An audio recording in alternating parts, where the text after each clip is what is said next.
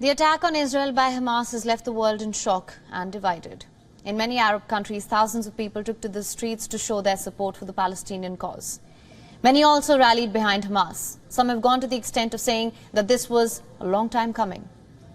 But amid all this, there's a pertinent question that has been evaded by global leaders time and again. Why has the world turned a blind eye to Israel's systemic occupation of Palestinian settlements?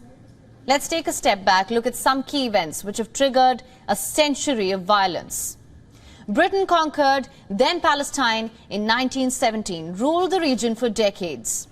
In 1939, Britain issued a white paper to declare the region as a quote-unquote binational state. What it means is that the region would be inhabited by both Jews and Arabs. This was the British mandate for Palestine, a document which did not grant a clear two-state solution to the problem, and now it is being blamed for triggering decades of volatility in the region. Let me tell you how. 9 years later, Israel declared independence during the 1948 Arab War. The UN and several Western countries immediately recognized Israel as an independent nation. But what marked a day of independence for one was a day of calamity for another. May 14th, 1948 is what Palestinians refer to as the Nakba, which translates to catastrophe.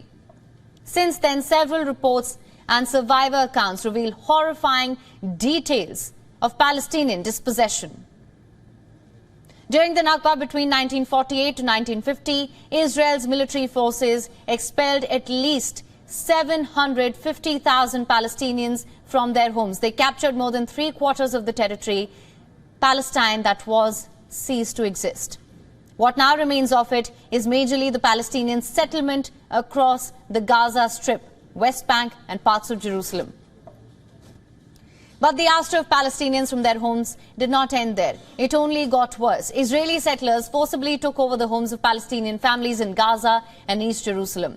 The visuals you'll see next form just one such case, capturing the story of what thousands of Palestinian families have endured.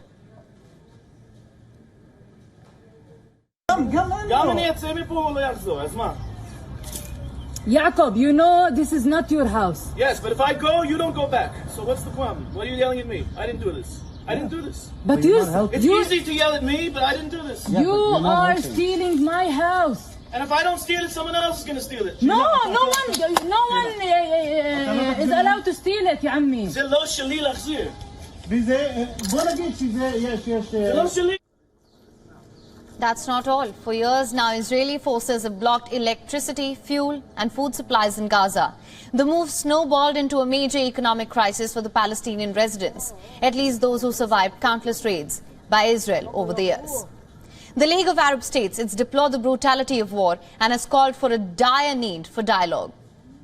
The situation yet again has raised the same old concern. The world needs to pay attention and work towards a two-state solution.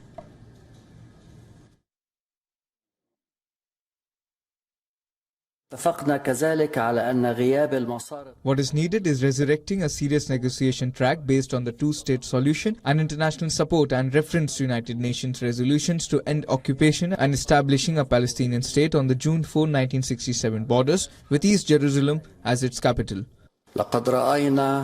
We have seen Western viewpoints focusing on this war and this event only, while avoiding talking about the reasons behind the current situation in Palestine. There is a need to return to a real peace process that leads to the establishment of two states coexisting in peace, safety and stability. The history of what many Palestinians call systemic oppression, it's triggered a slew of clashes. Hundreds have died, thousands have been displaced. And so, WION is now available in your country. Download the app now. Get all the news on the move.